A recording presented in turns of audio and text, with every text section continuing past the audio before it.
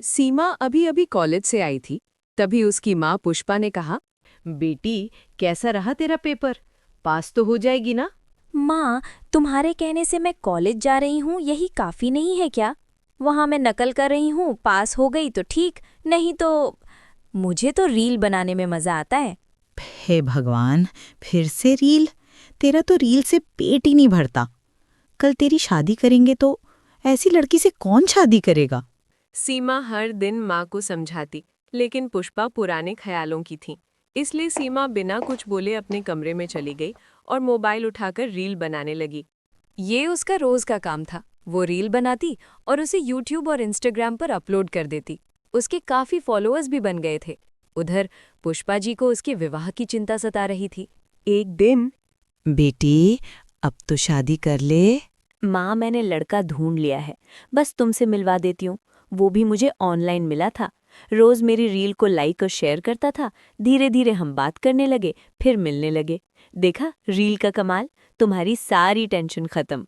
लेकिन उसके घरवालों को पता है तू रील बनाती है? माँ, उसने बात कर ली होगी, हमें क्या। कुछ ही दिनों में सीमा की शादी सुरेंद्र से हो जाती है। नई ससुराल में उसका जोरदार स्वागत होता है। उसकी सास मालती अपनी बहू पर प्यार लुटा रही थी। सुरेंद्र उनका इकलौता बेटा था। सीमा जैसे ही कमरे में पहुंची, उसने तुरंत फोन निकाला और रील बनानी शुरू कर दी। उस रील में उसने अपनी ससुराल के बारे में बताया। रात हो गई थी, तभी उसकी सास मालती जी उसके पास आई। बेटी, अब तू आराम कर ले। कल सुबह जल्दी उठकर तैयार हो जाना। पड़ोस की औरतें मुंह दिखाई करने आएंगी। अगले दिन सीमा सुबह जल्दी उठी, नहाई धोई और तैयार हो गई। लेकिन औरतों के आने से पहले ही वो छत पर गई और 2 रील और बनाकर डाल दी। शाम के 4 बज गए, लेकिन घर में एक भी औरत नहीं आई। मालती जी खुद पड़ोस में गईं। अरे बिमला, तू मेरी बहू की मुंह दिखाई करने नहीं आई? अरे मालती, तेरी बहू ने तो पहले ही मुंह दिखाई कर दी। ये देख, कितनी रील बनाकर डाल दी है उसने। तेरा पूरा घर यहीं बैठे दिखा दिया। बड़ी अच्छी रील बनाने वाली बहू लाई है तू। अब तो पूरा मोहल्ला रोज इसे देखेगा। ये सुनकर मालती जी का गुस्सा फूट पड़ा। वो तुरंत घर लौटी। क्यों री बहू, ये क्या कर दिया तूने? पूरे मोहल्ले में हमारी नाक कटवा दी। क्या हुआ माँ? अभी तो सीमा को आए 1 दिन हुआ है और आप उसे डांटने लगी। वाह बेटा, पहले दिन ही बहू का गुलाम बन गया। पहले इससे पूछ इसने क्या किया है। रील बनाकर डाल दी, पूरा मोहल्ला देख चुका है। अब हमारे घर मुंह दिखाई करने कौन आएगा? माँ जी, मुझे तो रोज 2 रील डालनी ही होती हैं। ये बात मैंने पहले ही इन्हें बता दी थी। माँ, इसी रील से तो हमारी मुलाकात हुई थी। देख सुरेंद्र, मुझे गुस्सा मत दिला। तू मेरा इकलौता बेटा है, इसलिए मैं लव मैरिज के लिए तैयार हुई। लेकिन अगर इसे यहाँ रहना है तो रील बनाना बंद करना पड़ेगा। सासू माँ, आप जो मर्जी कहें, लेकिन मैं अपना करियर खराब नहीं कर सकती। सीमा गुस्से में कमरे में चली जाती है। सुरेंद्र माँ को समझाने की कोशिश करता है, लेकिन मालती जी का गुस्सा 7वें आसमान पर था। अगले दिन सुबह जब सुरेंद्र दूध लेने जा रहा था तो 2 लड़के उसे मिले। भाभी की रील कब आएगी? हम तो इंतजार कर रहे हैं। भाई, अब तो घर में नौकर रख ले। कब तक दूध लाता रहेगा? भाभी तो लाखों कमा रही होंगी। ये सुनकर सुरेंद्र का खून खौल उठा। वो गुस्से में घर आया और दूध का बर्तन जोर से फेंक दिया। सीमा आवाज सुनकर बाहर आई तो सुरेंद्र ने उसे सारी बात बता दी। आप उनकी बातों पे ध्यान मत दो। तभी पीछे से मालती जी आ गईं। उन्होंने सारी बात सुन ली थी। हाँ बेटा, तू तो बस अपनी पत्नी की सुन। आज मंदिर गई थी, वहां भी बस सीमा की ही चर्चा हो रही थी। हमें तो अब ये मोहल्ला छोड़ना ही पड़ेगा। माँ जी, आपको कहीं जाने की ज़रूरत नहीं है। आप चिंता मत कीजिए, मैं सब संभाल लूंगी। बस मुझे कुछ दिन का समय दे दीजिए। अगले दिन से सीमा घर का सारा काम करने लगी और उसके बाद वो रील बनाती, साथ ही कुछ देर के लिए बाहर भी चली जाती थी रील बनाने के लिए। मालती जी घर में बैठी रहती थीं। उन्होंने अब बाहर निकलना ही बंद कर दिया था। एक दिन कुछ औरतें उनके घर आ गईं। उनमें बिमला भी थी। बहन, हमें माफ कर दे। हमने तेरी बहू को गलत समझा, उसका मजाक उड़ाया। लेकिन आज उसी की वजह से हमारा पूरा एरिया साफ हो गया है।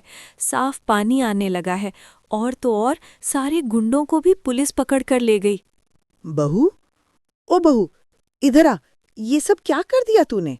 माँ जी, जब मैं घर से बाहर रील बनाने जाती थी तो इस एरिया की जो भी समस्याएं होती थीं, जैसे सफाई, गंदा पानी, गुंडागर्दी, मैं उन सब पर रील बनाकर पोस्ट कर देती थी। बहू, हम सब ने मन बना लिया है। अब तो इलेक्शन में तुझे ही टिकट दिलवाएंगे और वोट भी तुझे ही देंगे। बहू, मुझे माफ कर दे, मैंने तुझे गलत समझा। माँ जी, मैं तो आपके गुस्से की ठंडा होने का इंतजार कर रही थी। ये देखिए, मैं आपके लिए क्या लाई हूँ। सीमा एक डायमंड नेकलेस अपनी सास को देती है। बेटी, ये क्या है? ये तो बहुत महंगा होगा। हाँ माँ जी, पूरे 5 लाख का है। ये पैसे मैंने रील बनाकर ही कमाए हैं। बेटी, हमारी बहू को भी रील बनाना सिखा दे, घर का काम तो मैं ही कर लूंगी। ये सुनकर सब हंस ले लगे। सुमन एक विधवा औरत थी। उसकी एक बेटी थी संजना। संजना के पापा की 2 साल पहले ही मृत्यु हुई थी। उसके पिता ने अपनी इकलौती बेटी की पढ़ाई के लिए काफी कर्ज लिया था।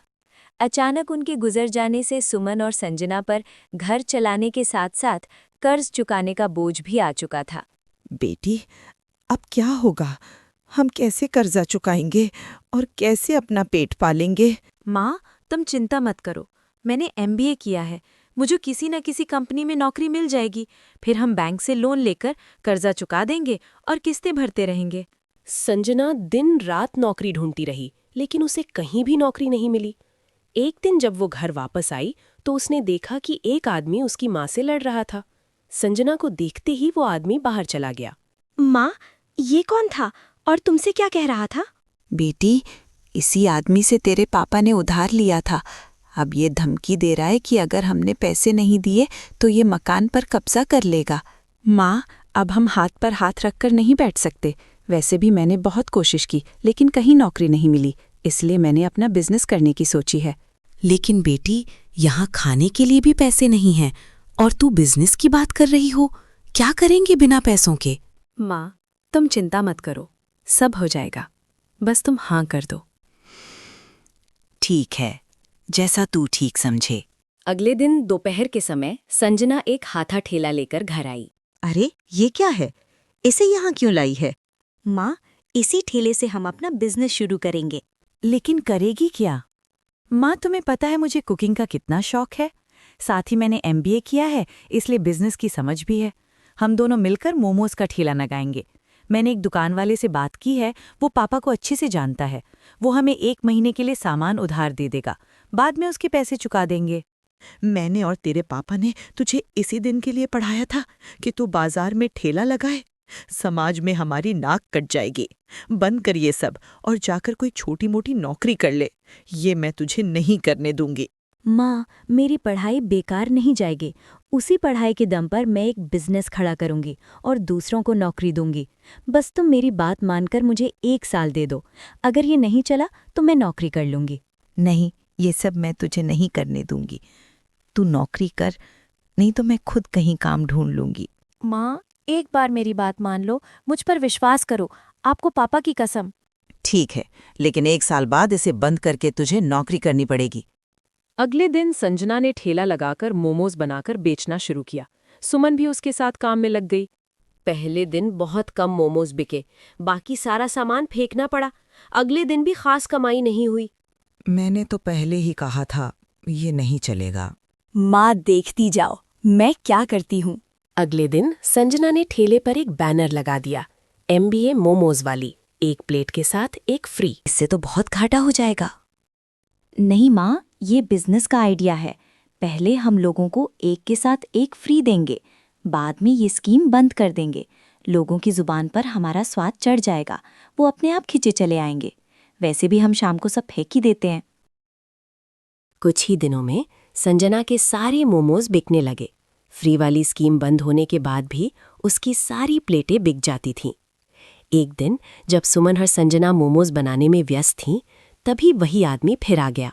तुम यहाँ मजे से दुकान चला रही हो, पैसे कमा रही हो और मेरे पैसे देने का नाम नहीं है। आप नाराज मत होइए, हम धीरे धीरे पैसे इकट्ठे कर रहे हैं।